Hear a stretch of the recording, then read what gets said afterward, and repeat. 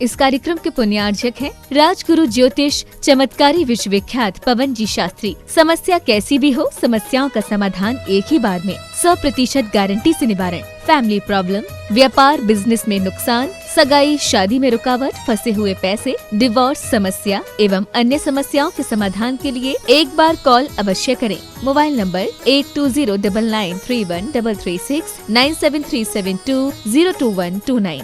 Branch Hyderabad एवं Mumbai www.rajguruastrologer.com।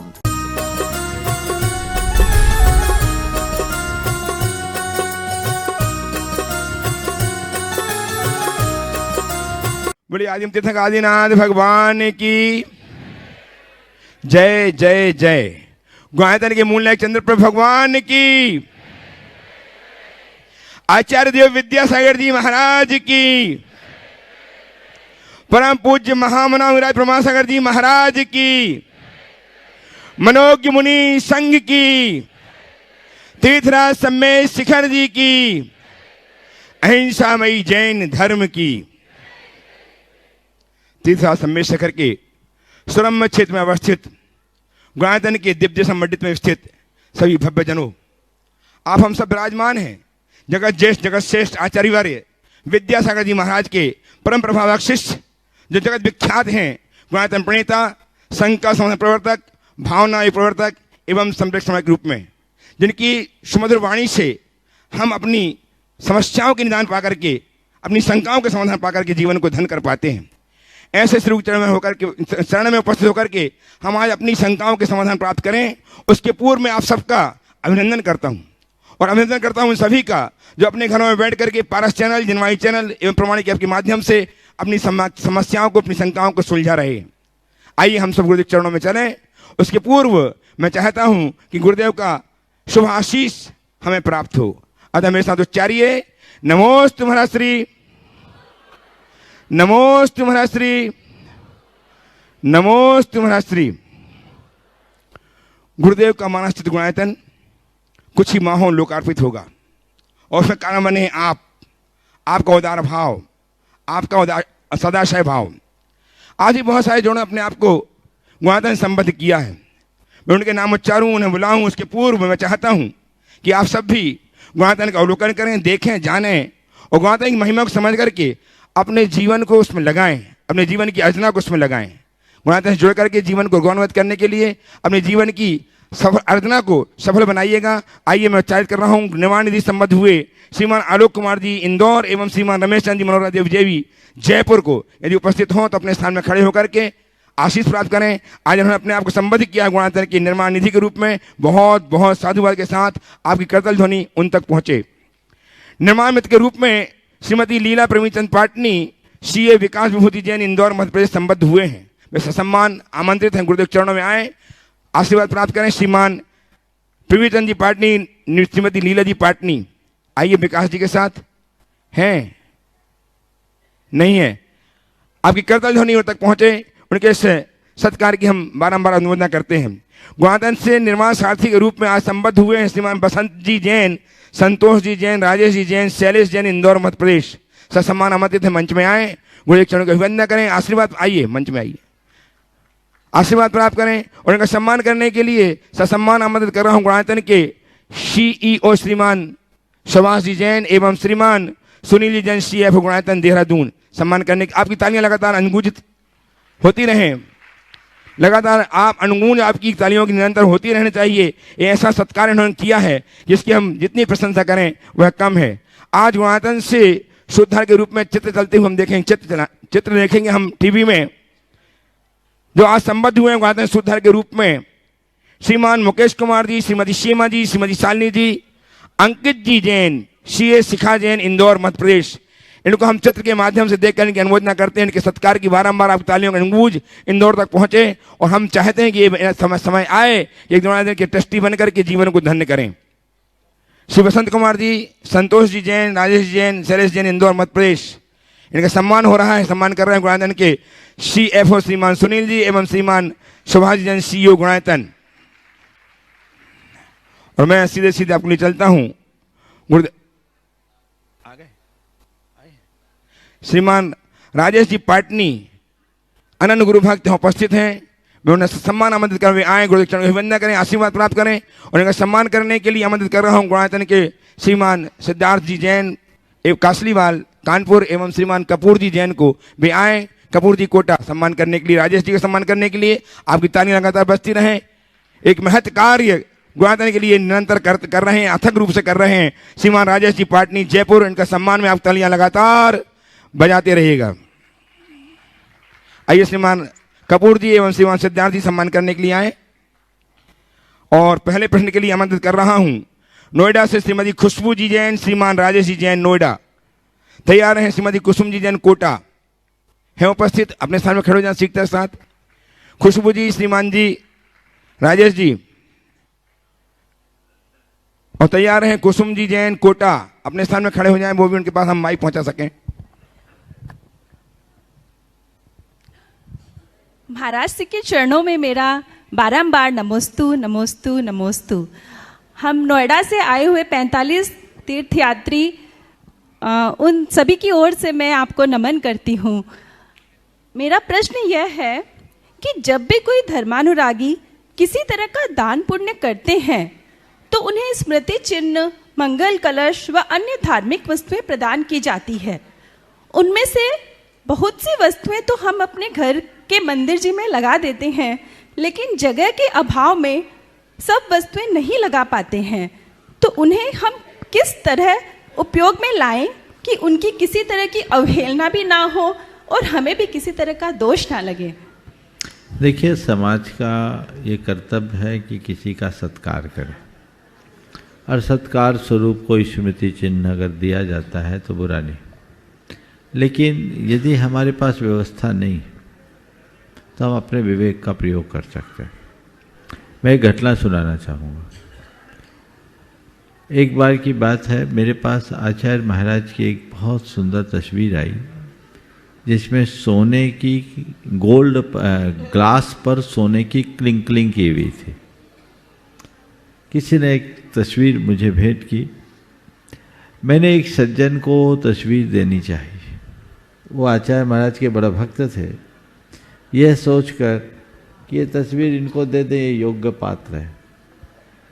उन्होंने मुझसे बहुत विनम्रता से एक निवेदन किया। चित्र को देख के वे अभिभूत हुए, गदगद हुए। बोले, गुरुदेव, आप जो मुझे दे रहे हैं मेरा सौभाग्य है, लेकिन मुझे बड़ी तकलीफ है कि इस चित्र को लगाने के लिए मुझे कोई दूसरे चित्र को हटाना पड़ेगा।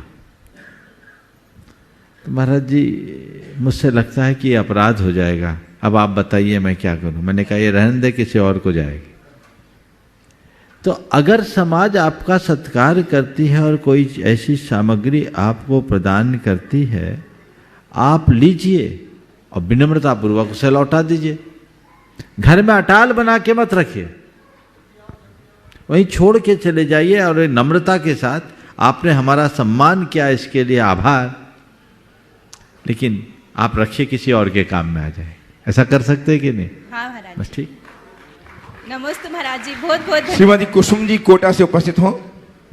तैयार हैं श्रीमान अंशुल जी जैन, कमलध्वज परिवार, जो 400 यात्रियों के संग में हैं, उमंग पार्क इंदौर से। तैयार हैं, अपने सामने खड़े हो जाएं। कुसुम जी कोटा प्रस्तुत करें प्रश्न। नमोस्तु महाराज, नमोस्तु महाराज, नमोस्तु महाराज। इच्छामि इच्छामि इच्छामि। मैं कुसुम जैन कोटा से।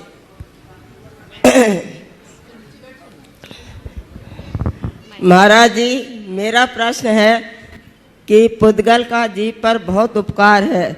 बिना पुद्गल के जीव कोई कार्य करने में असमर्थ है, तो जीव इस उपकार को कैसे अलग करे, जीव कैसे इससे अलग होए?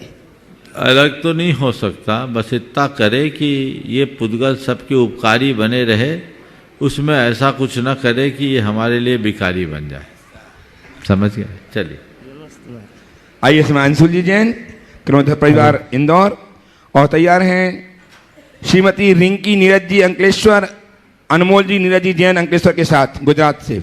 गुरुदेव अपने स्थान में खड़े हो जाएं। गुरुदेव के चरणों में नमोस्तु नमोस्तु नमोस्तु। गुरुदेव, 400 यात्री का संघ अखिल भारतीय युवा परिषद इंदौर के माध्यम से 5 दिवस के लिए यहाँ आया है। आज पहली वंदना थी।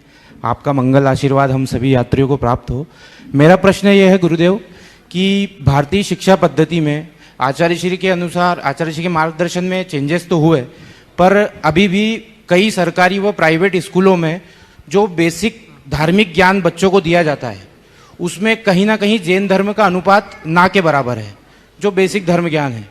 तो हम बच्चों का रूटीन आजकल वैसे ही बहुत व्यस्त रहता है और कहीं ना कहीं माँ बाप भी या तो धार्मिक प्रवृत्ति के इतने नहीं होते या वो इतना समय नहीं दे पाते, तो बच्चे स्कूल में टीचर और स्कूल से ही ज़्यादा प्रभावित होते हैं। तो कैसे इस चीज़ को सही किया जाए?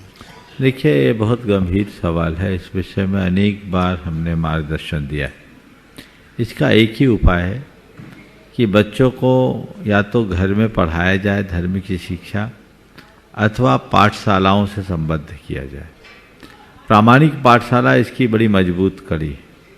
यदि उससे बच्चे जुड़ते हैं, भले ऑनलाइन भी जुड़ जाए, तो उनमें बहुत व्यापक बदलाव होता है। हमें जड़ मजबूत करनी होगी, अन्यथा हम अपनी पीढ़ियों को खो देंगे। अगर हमने अभी शुरू से उन्हें धर्म ज्ञान नहीं दिया, तत्व ज्ञान नहीं कराया, तो हो सकता है आने वाली पीढ़ी को हमें ये कहना पड़े कि तुम जैन हो। इसलिए उनके अंदर जैनत्व को कूट कूट के भरने के लिए अभिभावकों को चाहिए कि वो खुद जैन संस्कारों को साकार करे और अपने बच्चों में जैन संस्कारों का समारोपण करने का सही प्रयत्न करे। नमस्ते गुरु। अंकलेश्वर गुजरात से श्रीमती अनमोल जी नीरज जी जैन, श्रीमती निधि अतुल जैन। ओम दे तो रिंकी नीरज जैन नहीं है। तैयार रहें। श्रीमान राजेश जी जैन, संध्या जी जैन, नोएडा। राजेश जी, संध्या जी नोएडा से तैयार रहें। महाराज जी के चरणों में नमोस्तु नमोस्तु नमोस्तु। शुल्लक जी को इच्छामि इच्छामि इच्छामि। महाराज जी, मेरा प्रश्न है कि जब तीर्थंकर भगवान का जन्म होता है तो सौधर्म इंद्र उन्हें सुमेरु पर्वत पर ले जाकर पांडुक शिला पर 1008 कलशों से अभिषेक करते हैं, तो जो अभिषेक का इतना सारा जल है गंधोदक की, वो कहाँ पर जाता है? इतना बड़ा पहाड़ है 1 लाख योजन का। अब सोचो, उसमें सब समा जाता है। धारा बहती गंगा और जमुना जैसी, समझ गए, बह करके उस पूरे के पूरे वन में समाहित हो जाता है। मतलब नीचे नहीं गिरता है, ऊपर से नीचे आकर के वहीं समाहित हो जाता है। नमोस्तु महाराज। उपस्थित हों राजेश जी जैन, संध्या जी जैन, नोएडा से। तैयार हैं श्री महेंद्र कुमार जी जैन, मुंशी, दमोह से। नमोस्तु महाश्री। सभी छुल्लकों को इच्छामि इच्छामि इच्छामि। महाराज श्री, मेरा प्रश्न है कि तीर्थंकर बालक का जन्माभिषेक जब होता है तो सौधर्म में उनके दाहिने पैर के अंगूठे में चिन्ह देखता है, जो तीर्थंकर के हम देखते हैं कि ये चिन्ह है। तो वो सारी प्रक्रिया गोपनीय होती है, तो कैसे, कौन बताता है उसको, और वो चिन्ह किस कारण से होता है, उसका किसी भव से संबंध है? देखिए, गोपनीय कुछ नहीं होता। भगवान को देखने का सौभाग्य सबसे पहले सच्ची को मिलता है, उसके बाद सौधर्म इंद्र को मिलता है। कोई और तो देख नहीं पाता। सच्ची भी भगवान की मुख मुद्रा को देखकर मंत्रमुग्ध हो जाती है। वो नख से शीश तक शायद निहार नहीं पाती बारीकी से, लेकिन जब सौधर्म इंद्र भगवान का नमन करता है तो नमन करने के उपरांत वो पूरे शरीर का अवलोकन करके उनका लांछत घोषित करने के अभिप्राय से ये देखता है कि दाहिने पैर में कौन सा चिन्ह है, और दाहिने पैर के अंगूठे में जो चिन्ह होता है उसे भगवान के लांछन यानी चिन्ह के रूप में वो घोषित कर देते हैं। तो ये प्राकृतिक रूप से अंकित चित्र होते हैं, चिन्ह होते हैं। हमारे शरीर में हीनादिक रूप से अनेक चिन्ह होते हैं। 108 अधिकतम चिन्ह होते हैं, इनको बोलते हैं लक्षण, और तिल मसा अधिक होते हैं 900, इनको बोलते हैं व्यंजन। सब मिलाकर 108 लक्षण और 900 व्यंजन, ये 1008 लांछन होते हैं। ये 108 जो लक्षण होते हैं सब किसी में नहीं होते, किन्हीं किन्हीं महापुरुषों में होते हैं। तीर्थंकरों के 108 अनिवार्यता होते हैं, जिसमें श्रीवत्स हृदय स्तर पर होता है। शेष लक्षण का कोई स्थान निश्चित नहीं है। तो उन लक्षणों में जो लक्षण उनके दाहिने पैर के अंगूठे में होता है वही उनका चिन्ह घोषित होता है। वो किसी भव से संबंधित होता है? कोई संबंध नहीं। नमोस्तु महर्षि। उपस्थित हों श्रीमान महेंद्र कुमार जी जैन मुंशी दमोह से, और तैयार हैं श्रीमान भूपेंद्र जी नीलिमा जी जैन टेस्टिंग सिरोंज वाले दिल्ली से। नमोस्तु महाराज। बोलो कुंडलपुर के बड़े बाबा की जय। 108 प्रमाण सागर महाराज की जय। महाराज जी के चरणों में क्षामी। हे स्वामी जी, मेरा क्वेश्चन है कि जब कोई मनुष्य अत्यधिक बीमार हो जाने से कोमा में पहुंच जाता है और उसको सोचने समझने की शक्ति नहीं रहती है, तो उसको हम लोग कैसे धर्म श्रवण कराएं?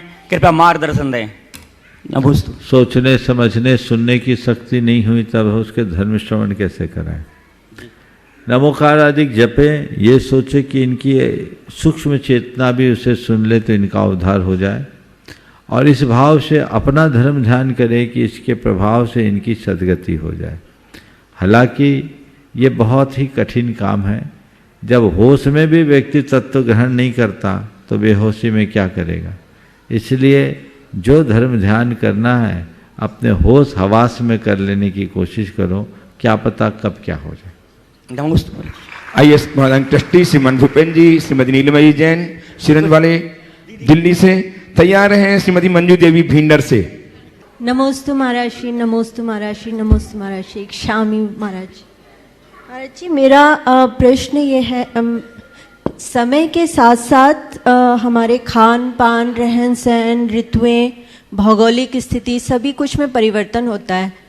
तो भिन्न भिन्न तीर्थंकर भगवंतों के समय से जो जैन संस्कृति में परिवर्तन हुआ, उससे रिलेटेड मेरे 3 क्वेश्चंस हैं कि पहले के जो मंदिर होते थे वो क्या सिर्फ गुफाओं के रूप में होते थे या आजकल की तरह भवनों और मंदिरों के रूप में होते थे? दूसरा प्रश्न यह है कि पूजा आदि पहले भी चावल आदि सामग्री से ही होती थी या पूजा का कोई दूसरा रूप था? और तीसरा प्रश्न है कि श्रावकों के व्रतों का स्वरूप भी यही था, पंचाणुव्रत जैसे अभी होते हैं, या जैसे पार्श्वनाथ भगवान के समय मैंने पढ़ा था कि 4 व्रतों को प्राथमिकता दी थी, तो व्रतों का स्वरूप चेंज होता है क्या अलग अलग तीर्थंकर भगवंतों के समय में? बहुत अच्छा सवाल है। देश काल की परिस्थितियाँ हमें प्रभावित करती है और उनके कारण हमारे बहुत सारी चर्या में बदलाव आता है, इसमें कोई संशय नहीं। आपने जो 3 सवाल किए कि प्राचीन काल में मंदिर कैसे होते थे, पहला सवाल, जो हम शास्त्रों का वर्णन पढ़ते हैं और सबसे पुराना मंदिर बनाने की बात जब हम भरत चक्रवर्ती के द्वारा सुनते हैं तो ये पाया जाता है कि भरत चक्रवर्ती के काल में जो 72 जिनारे बनाए गए वो उसी शिल्प के बनाए गए जैसे आज मंदिर बन रहे हैं। हमारे अकृत्रिम जिनारियों का भी जो स्वरूप है वो बहुत बृहत होता था। आज तो हम उसकी अपेक्षा बहुत छोटा बना रहे हैं, लेकिन शिल्प कुछ इसी से मिलता जुलता था। गुफाओं आदि में भी मंदिर बनते थे, लेकिन गुफा आदि में जो मंदिर बनते थे वो मुख्य रूप से साधना के मंदिर बनते थे। 2 दृष्टियों से मंदिरों का निर्माण होता था, एक साधना की दृष्टि से, एक आराधना की दृष्टि से। साधना की दृष्टि से जो भी मंदिर बनाए जाते थे दुर्गम क्षेत्रों में, गुफाओं में, वन कांतारों में बनाए जाते थे, जहाँ मुनिगण और गृहस्थ जन भी जाकर विशेष साधना करते थे। नित्य पूजा आराधना के लिए जो मंदिर बनाए जाते थे वो सामान्य मंदिर होते थे, जैसे ये मंदिर होते। जहाँ तक पूजा की प्रक्रिया में प्रयोग में लाए जाने वाले द्रव्यों का है, अक्षत का प्रयोग प्राचीन काल से भी चलता आ रहा है। जल गंधा अक्षत आदि के माध्यम से अपने भक्ति को प्रकाशित करने का नाम पूजा है, ये वर्णन है। लेकिन प्राचीन काल में रत्न चढ़ाने का भी वर्णन आता है। इस युग में सबसे पहले भरत चक्रवर्ती जब भगवान ऋषभदेव की वंदना के लिए समोसलन गया तो रत्नों का ढेर अंबर चरणों में रख दिया। तो भगवान के चरणों में पूजा अर्चा करने के लिए द्रव्य केवल एक माध्यम है, उसके माध्यम से अपनी भक्ति को प्रकाशित करने का नाम पूजा है। समय समय में यह परिवर्तित होता रहा। और जहाँ तक मूल व्रतों की बात है, भगवान पार्श्वनाथ में चतुर्याम की बात थी, भगवान महावीर ने पंच महाव्रतों की बात की, ये चर्चाएं आती है और ये समय काल के अनुरूप परिवर्तित हुई, क्योंकि उसमें ब्रह्मचर्य और अपरिग्रह को एक ले लिया गया, इसलिए चतुर्याम है। बाद में बात एक ही कहलाई।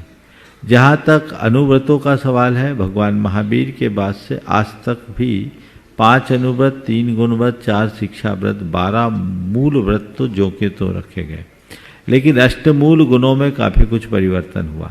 आचार्य समंतभद्र महाराज के काल में मध्यमांस मधु के त्याग के साथ 5 अनुव्रतों के धारण को अष्टमूल गुण के रूप में लिया गया। कुछ ग्रंथों में बाद में मध्यमांस मधु का त्याग, 5 उदंबर फलों का त्याग, जीव दया का पालन, पानी छानने का, रात्रि भोजन का त्याग और पंच परमेष्टि की आराधना, इसको 8 मूल गुण में लिया गया।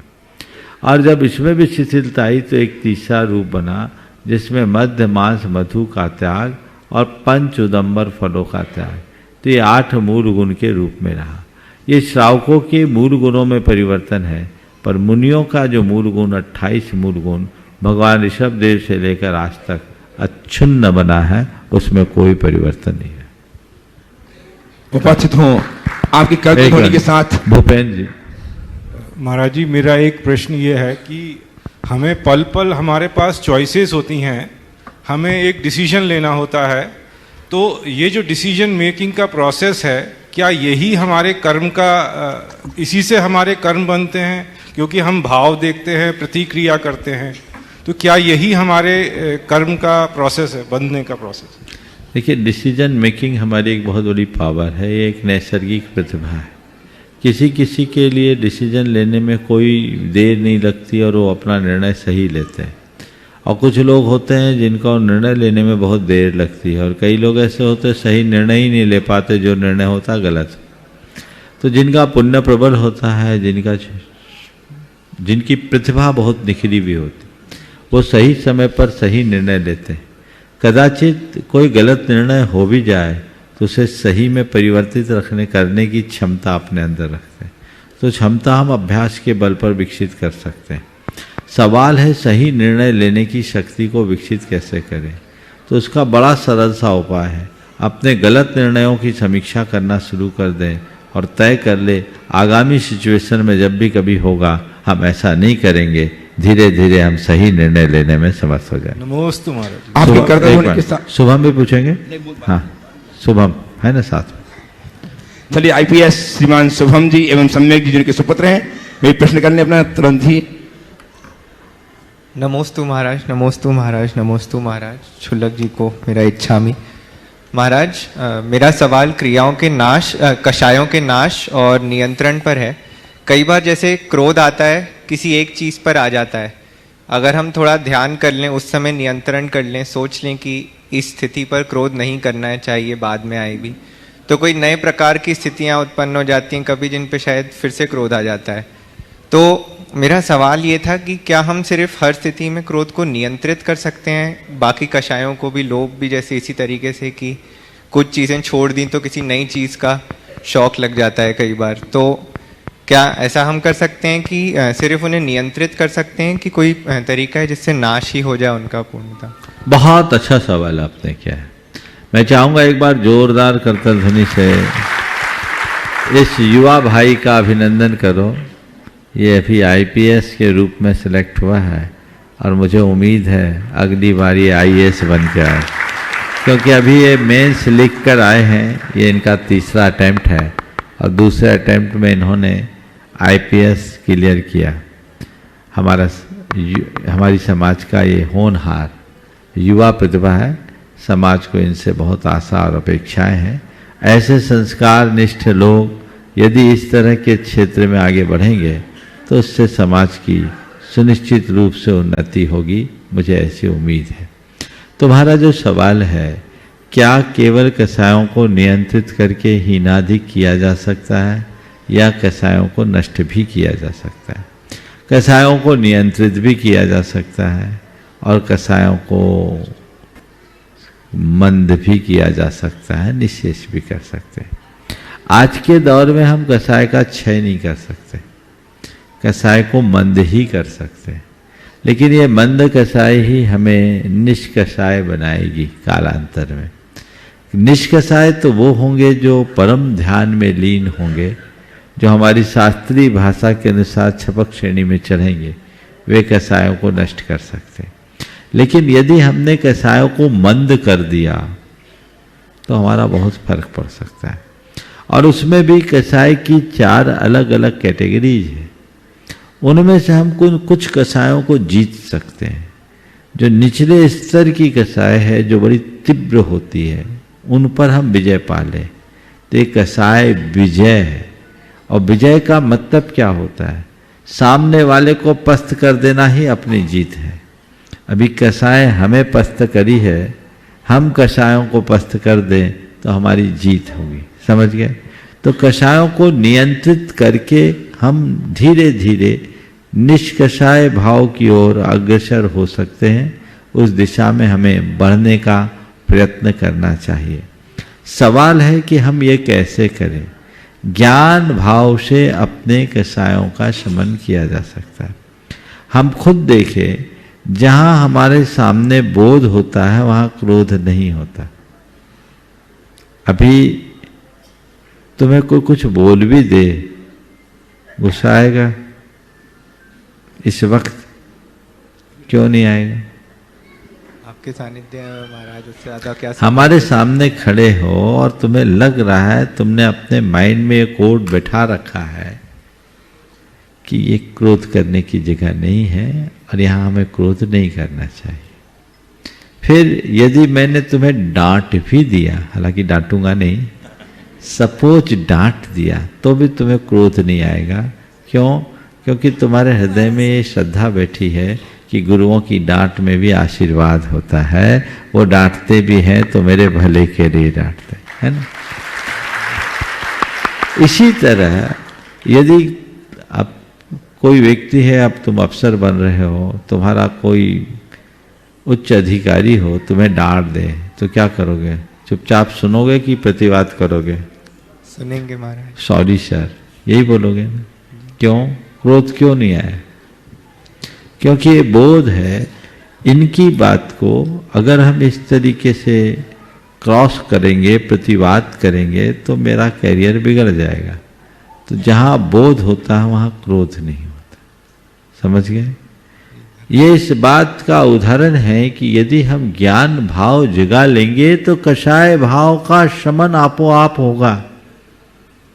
इसलिए ज्ञान भाव को जगाएं, जिससे कषायों का उफान हम पर हावी ना हो। ये हमारा पतन करा लेंगे। तो हम तीव्र से मंद की ओर जाएंगे तो फिर हम धीरे धीरे निष्कषाय हो पाएंगे। नमोस्तु महाराज। आपके कर्तव्य होने के साथ आमंत्रित कर रहा हूं एक ऐसी प्रश्नकर्ती को जो श्रीमती मंजू देवी भिंडर के नाम से प्रख्यात हैं और जिन्होंने गुरुदेव के भिंडर प्रवास में बड़े लंबे लंबे प्रश्न, बड़े लंबे लंबे घूंघट डाल करके किए। तो आज आप देखेंगे इनको यहाँ पे, इनके प्रश्न बहुत सुंदर हुआ करते थे। बहुत आप सम्मान से इंसान में बुलाइएगा इनको, श्रीमती मंजू देवी भिंडर। और मैं बहुत विनम्र निवेदन के साथ हांगकांग से अपनी चरण वंदना करने के लिए आए हुए श्रीमान राकेश जैन को आमंत्रित कर रहा हूं, मंच के निकट आ जाएं, उन्हें स्थान दें। राकेश जी जैन, हांगकांग। बोलिए। महाराज साहब के चरणों में बारंबार नमोस्तु नमोस्तु नमोस्तु। मंच पर उपस्थित सभी महाराज साहब के चरणों में इच्छा में इच्छा में इच्छा में। महाराज साहब पहले मेरी 2 लाइनें बोल दो। तो बादशाह अकबर जब जम्मू कश्मीर पहुंचता है तो कैसा है कि धरती पर अगर कोई स्वर्ग है तो हम यही है, हमें हंसतो, हमें हंसतो, हमें हंसतो। लेकिन एक जीव, अनंतों जीव में से एक जीव, अगर कहीं उसे पहले गुण स्थान से यानी कि मिथ्यात्व के प्रथम स्थान से 14वें गुण स्थान जाना है तो वो स्थान है आयतनों का आयतन, गुणायतन, गुणायतन, गुणायतन। तालियां तो बजाओ जोर से। तो महाराज साहब प्रश्न लंबा नहीं, छोटा सा ही है। मिच्छामि दुक्कडम। तो महाराज साहब प्रश्न ये है कि अभी मैं 1.5 साल पहले बद्रीनाथ केदारनाथ के लिए गई थी, दर्शन कहे या जो भी राइड कहे वो। तो वहाँ मैंने ये देखा कि लोगों में भक्ति है, अन्य मतों में। हमारे तो बद्रीनाथ में भगवान आदिनाथ थे, लेकिन हमें अंदर जाने नहीं दिया। हमने बाहर से श्रृंगार स्वरूप में थे, हम कुछ देख नहीं पाए। और बाहर जो हमारा मंदिर है आधा किलोमीटर दूर, वहाँ पर हमने भक्ति भाव से पूजन अर्चन सब किया। लेकिन मेरा प्रश्न कुछ और है।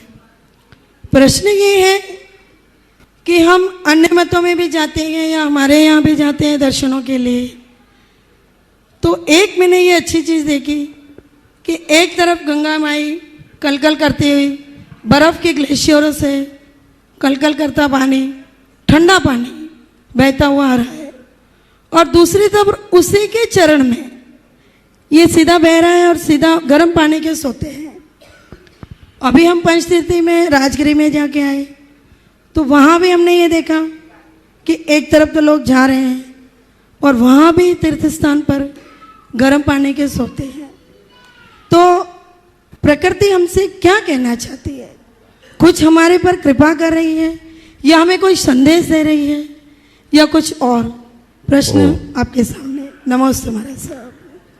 थोड़ा घूंघट कम कर लो तो लोग महाराज पहचाने। साहब मुझे यहाँ नहीं देख रहे हैं, मुझे मेरे ससुराल में बहुत से जन देख रहे हैं। घूंघट उनके लिए पहले से ही घूंघट उनके लिए है। मेरे अभी भी हमारे में एक बार इनकी इस मर्यादा का अभिनंदन कर दीजिए। कम से कम आज भी एक पढ़ी लिखी महिला पुराने संस्कारों का अनुपालन करती दिख रही है, ये बहुत सराहनीय है। पुनः अभिनंदन। महाराज साहब हम बॉम्बे में भी यही ड्रेस में हैं, अभी भी मैं 4-5 जोड़ी ऐसे ही कपड़े लेके आई और पूरे बद्रीनाथ केदारनाथ भी इसी ड्रेस में। बहुत सुंदर। अब मैं आपका सवाल करता हूँ। एक और ठंडा पानी बर्फ और दूसरी ओर वहीं पर कुछ दूरी पर गर्म पानी, प्रकृति क्या संदेश देती है? प्रकृति इसका एक बड़ा आध्यात्मिक संदेश देती है। वो कहती है कि जहाँ आग है वहीं पानी है, घबराओ मत। अगर आग है, तुम्हें कहीं आग दिख रही है तो इधर उधर थोड़ा झांको ताको, प्रतीक्षा करो, पानी भी वहीं होगा। जहाँ सुख है वहीं दुख है, जहाँ अच्छा है वहीं बुरा है। ये जीवन का चक्र है, बनता बदलता रहता है। इसे स्वीकार करते चलो और जीवन में सहजता अपना। ये एक प्रकृति के संदेश के रूप में हम ले सकते हैं। और दूसरी तरफ से हमें कई बार गर्म पानी की भी जरूरत पड़ती, कहीं ठंडे पानी की भी जरूरत पड़ती है। इसका दूसरा संदेश ये है कि जरूरत के अनुरूप प्रकृति सब चीज़ों की पूर्ति कर देती है। प्रकृति के हाथ बड़े सबल हैं। हम एक बार बिहार कर रहे थे, एक बड़ा ड्राई एरिया था, 12 किलोमीटर तक कहीं पानी का कोई सोर्स नहीं, और एक जगह पानी था। पानी भी लगभग 200 फुट ऊपर एक पहाड़ी पर, और छोटा सा कुंड था। 200 फुट ऊंची पहाड़ी पर एक छोटा सा कुंड, 2 फुट बाय 2 फुट का कुंड, अजस्र पानी। हम लोग बिहार में वहाँ गए, बिहार करते के क्रम में देखा लोग मीलों से वहां आकर बैलगाड़ियों से पानी लेके जाते थे। आस पास पता किया कि हजार फीट की बोरिंग सक्सेस नहीं। अब वो 2x2 का एक छोटा सा कुंड पूरे इलाके की पूर्ति कर रहा है, और 200 फुट ऊपर, जिसकी कल्पना नहीं कर सकते। तो ये क्या है? मुझसे पूछा ये क्या है? मैंने कहा है प्रकृति की चिंता की अभिव्यक्ति है। प्रकृति प्राणी की परेशानियों को जानती है और खुद समाधान देती। घना जंगल था, आदमी तो पानी लेते ही, जानवर भी पानी पीने के लिए वहीं आते हैं। तो ये हमें एक सीख लेनी चाहिए, और इन सब घटनाओं को, इन सब बातों को समझते हुए जीवन में कुछ भी अगर घटे तो बिल्कुल नहीं घबराना चाहिए, धैर्यपूर्वक उसका सामना करना चाहिए। श्रीमान राकेश जी, श्रीमती राकेश जी एवं उनके सुपुत्र आए गुरुदेव चरणों की वंदना करें। खानकांग से चलकर गुरुदेव के चरणों की वंदनार्थ यहाँ पहुंचे हैं। आपकी करकल ध्वनि इन तक पहुंचे और इनकी सम्मान में बजे। और इनसे मैं चाहता हूँ प्रश्न भी अपना प्रस्तुत करेंगे। आशीर्वाद देने को प्राण इनका सम्मान करने के लिए गुणायतन के CEO श्रीमान सुभाष जी एवं श्रीमान सुनील जी आ जाए सम्मान करने के लिए। आपकी तालियां लगातार बजती रहें। ये हांग आप ट्रस्टी गुणायतन हैं, अब शिरोमणि बनने के लिए आए हैं। आज शिरोमणि बनने के भाव से यहाँ पहुंचे हैं। ये हांगकांग में भगवान का भव्य मंदिर बनाने का भाव लेकर आए हैं। एक बार इनके भावों का अभिनंदन करें।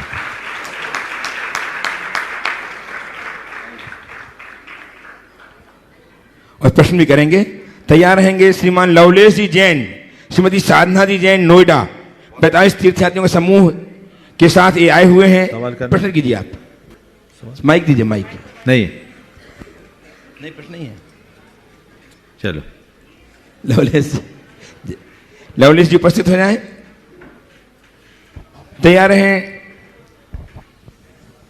श्रीमान अविनाश जी पुरुषोत्तम जी राउत, वाशिम महाराष्ट्र से। बोलिए।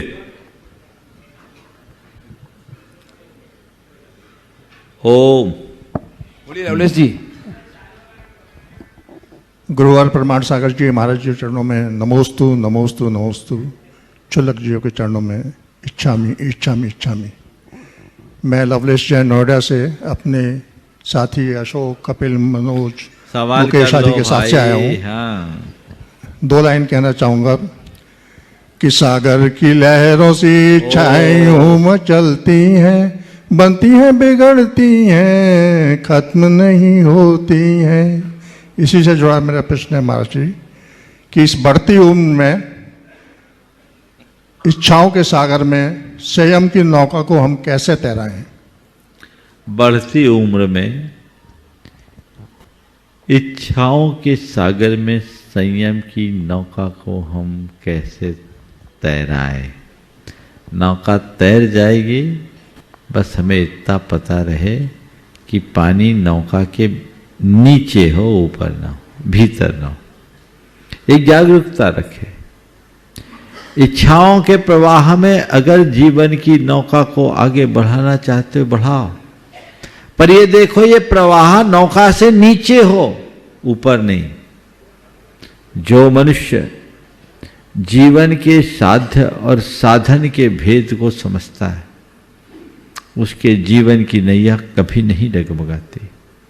और जो साध्य और साधन के भेद को भूल जाता है, उसकी जीवन नैया कभी नहीं संभलती। तो क्या साध्य है और क्या साधन है, इसे समझिए। क्या जीवन के लिए है और हमें कितनी उसे वरीयता देना है, इसे समझकर चलिए, हमारा पथ प्रशस्त हो। नमोस्तु। भाई अविनाश जी पुरुषोत्तम जी राउत, वाशिम महाराष्ट्र से। तैयार हैं तीर्थराज जी जैन, सांगली महाराष्ट्र से। नमोस्तु गुरुदेव, नमोस्तु। वाशिम जिला वाशिम महाराष्ट्र से मैं और मेरा परिवार यहाँ पे उपस्थित है महाराज जी। सभी की ओर से और वाशिम वासी की ओर से मैं नमोस्ते निवेदित करता हूँ। महाराज जी, मैं महाराष्ट्र में सरकारी स्कूल में एक अध्यापक के तौर पे काम करता हूँ। सभी धर्म के बच्चे मेरे स्कूल में हैं, लेकिन ज़्यादातर मतलब 100% बच्चे सभी मांसाहारी भी करते हैं और उस वजह से उनके घर का माहौल भी वैसा ही है और उनके विचारों में ऐसे बदलाव आ रहे हैं जिनके प्रति मुझे सोचने पर मजबूर हो रहा है कि उनमें सकारात्मक बदलाव किस तरह से लाया जाए। जो भी मतलब सुविचार हम डेली टाइम में उनके परिपाठ में पढ़ाते हैं, उनका कोई भी बदलाव उनमें नहीं हो पाता। जिनके घर का जो माहौल है या उनका जो मांसाहार के प्रति है, उसमें सकारात्मक बदलाव के लिए मैं मार्गदर्शन चाहता हूँ। देखिए, बहुत प्रशंसनीय बात है कि आप एक अध्यापक होने के साथ साथ बच्चों के जीवन निर्माण के लिए चिंतित और चेष्टित है। ऐसा होना चाहिए और सभी को होना चाहिए।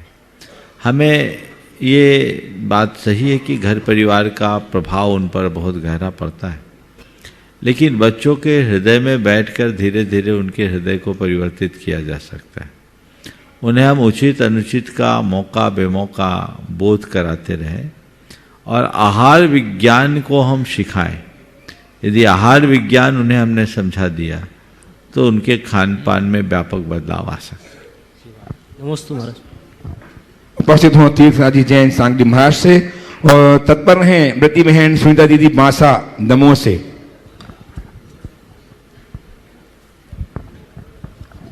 तीर्थराज जी।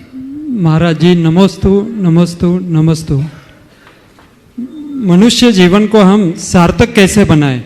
एक व्यक्ति है जो अपना समय भगवान की आराधना पूजा अर्चना करके अपना जीवन व्यतीत करता है, और एक व्यक्ति है भगवान को मानता है पर धर्म कार्य में अपना समय ज़्यादा नहीं देता है। अच्छा मनुष्य बनकर दान धर्म और मदद कार्य में हमेशा अग्रणी रहता है, साथ ही अपने माँ बाप की सेवा करके अपना जीवन व्यतीत करता है, तो श्रेष्ठ मार्ग हम किसे माने? देखिए, जीवन की सार्थकता जीवन के सार को पाने में, और जीवन का सार संयम है। संयम हमारे जीवन में होना चाहिए। जहाँ तक धार्मिकता का सवाल है, भगवान की पूजा आराधना करने वाला बेशक धार्मिक है, लेकिन पूजा आराधना तो पूरी करे, अपनी चर्या क्रिया में कुछ भी अनुपालन ना हो तो इसका कोई मतलब नहीं। एक व्यक्ति जो केवल भगवान की पूजा आराधना कर रहा है और दूसरा व्यक्ति भगवान के प्रति श्रद्धा रखते हुए यदि अपनी व्यस्ततावश उनकी पूजा आराधना नहीं कर पा रहा है तो भी मैं उसे बुरा नहीं कहूँगा, क्योंकि वो कम से कम भगवान के बताए मार्ग के अनुरूप काम तो कर रहा है। सेवा, परोपकार, संयम, तप, त्याग, साधना, ये भगवान का ही तो उपदेश है, ये धर्म ध्यान के मार्ग है, तो ये बुरा नहीं है, हमें इसको भी महत्व देना चाहिए। उपस्थित व्रती बहन सुनीता दीदी बांसा दमोह से तैयार हैं। श्रीमान शैलेश जी बसंत जी जैन इंदौर से। शैलेश जी बसंत जी जैन अपने स्थान में खड़े हो जाएं एक प्रश्न के लिए। गुरुवर के चरणों में नमोस्तु, सभी क्षुल्लक जी के चरणों में इच्छा में। महाराज जी, अगर इष्ट का वियोग होता है और इष्ट के वियोग में संक्लेश कहो या बार बार आंखों में पानी आना या उनके उपकारों को बार बार याद आता है, तो इसमें जो संक्लेश परिणाम होता है कि छढ़ाला में काति संक्लेश भाव ते मरिए शुभ्र सागर में परिए, तो फिर ऐसा संक्लेश नहीं करते, लेकिन परिणामों में संक्लेश आता है और लगता है कि हमारे साथ कुछ गलत हो गया है।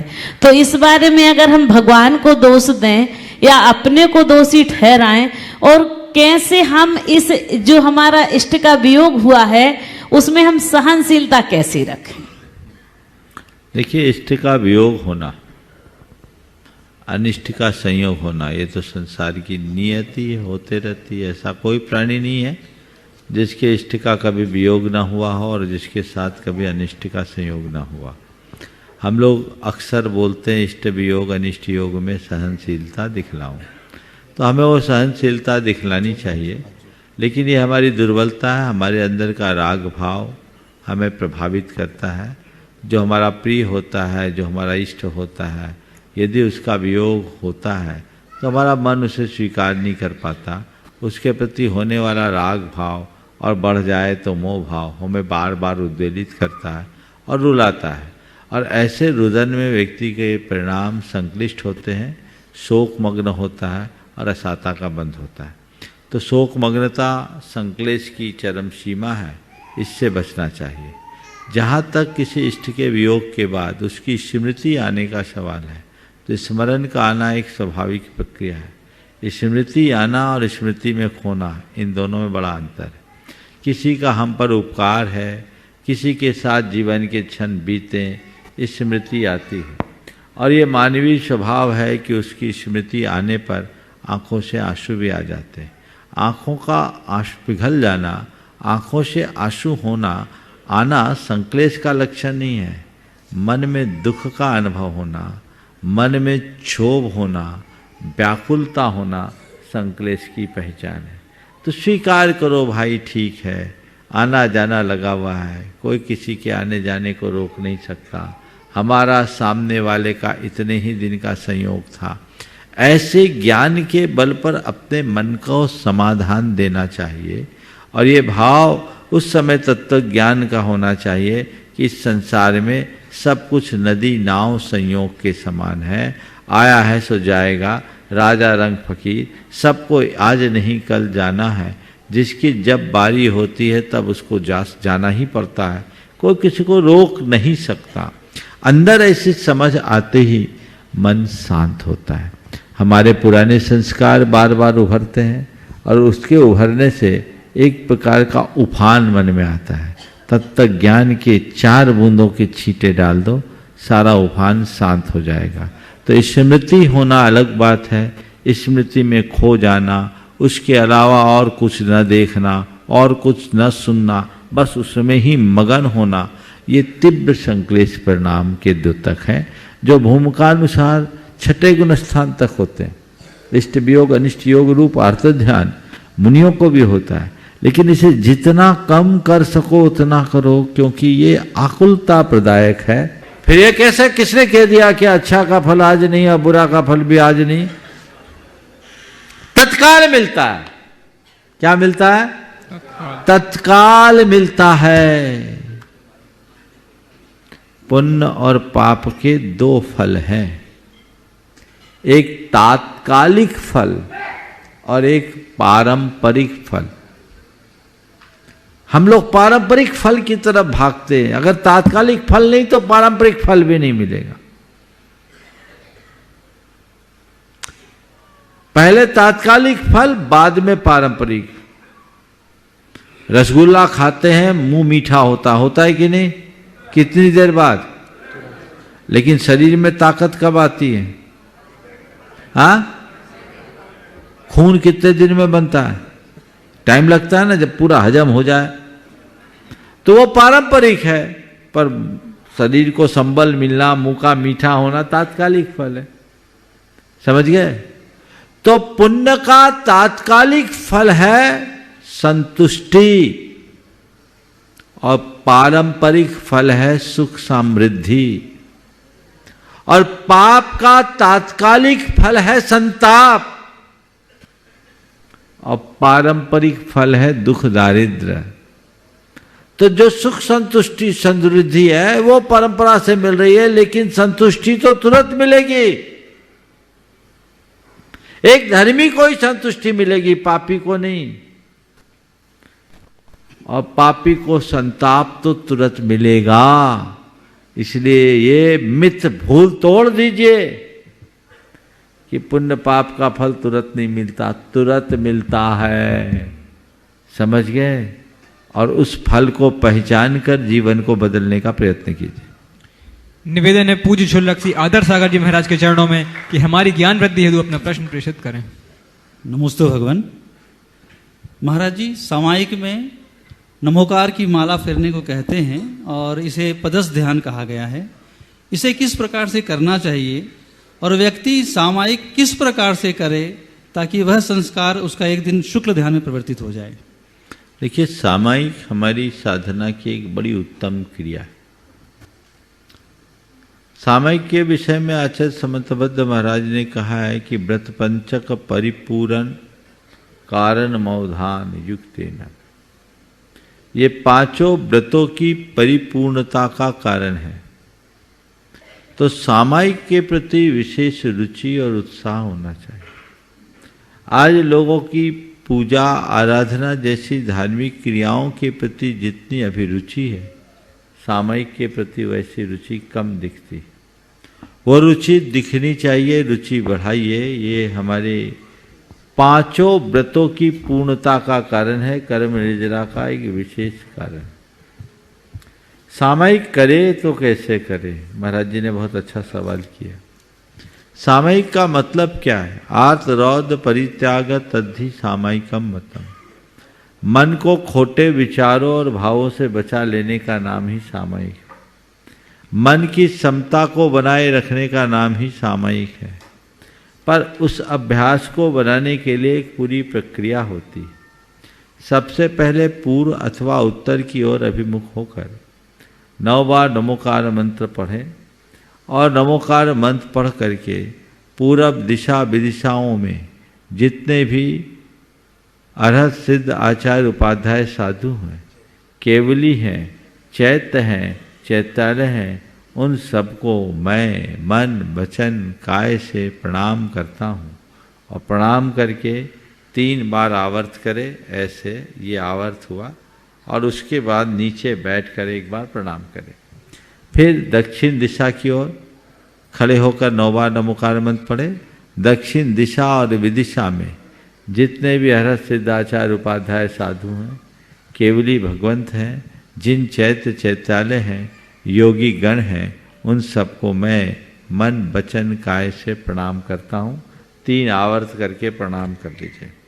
फिर पश्चिम दिशा में भी इसी तरह कीजिए। पश्चिम दिशा और विदिशाओं में जितने भी अरहत सिद्ध आचार्य उपाध्याय साधु हैं, केवली भगवान हैं, जिन चैत्य चैत्यालय हैं, योगी गण हैं, उन सबको मैं मन वचन काय से प्रणाम करता हूँ। और उसके बाद उत्तर दिशा विदिशा में ऐसा करें और फिर उसके बाद उत्तर दिशा में वापस बैठ करके प्रणाम करें। और उसके बाद आप सामायिक में बैठें। सामायिक की प्रक्रिया को प्रारंभ करने से पूर्व कुछ भावनाएं भाएं, जिससे हमारे मन का वेग शांत हो, मन शांत हो सके। अच्छी भावनाएं, कोई पाठ आदि कर सकते हैं, भावना द्वातन सत्य का भी है आप लोग कर सकते हैं, या अन्य कोई भावनाएं कर सकते हैं।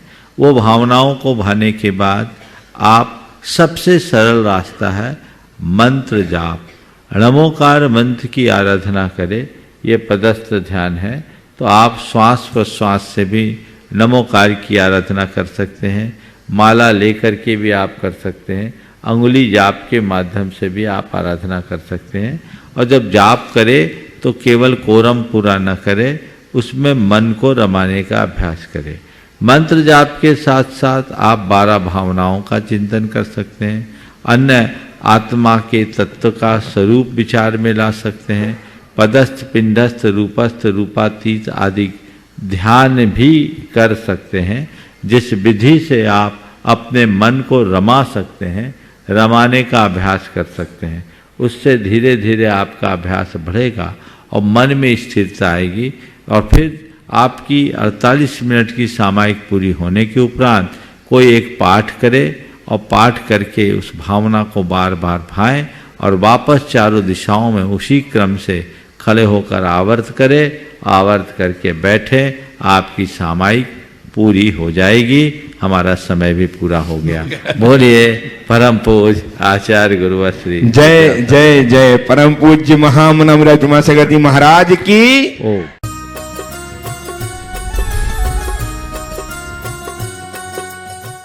इस कार्यक्रम के पुण्यार्चक थे राजगुरु ज्योतिष चमत्कारी विश्वविख्यात पवन जी शास्त्री। समस्या कैसी भी हो, समस्याओं का समाधान एक ही बार में, 100% गारंटी से निवारण। फैमिली प्रॉब्लम, व्यापार बिजनेस में नुकसान, सगाई शादी में रुकावट, फंसे हुए पैसे, डिवोर्स समस्या एवं अन्य समस्याओं के समाधान के लिए एक बार कॉल अवश्य करें। Mobile number 8209931336 9737202129।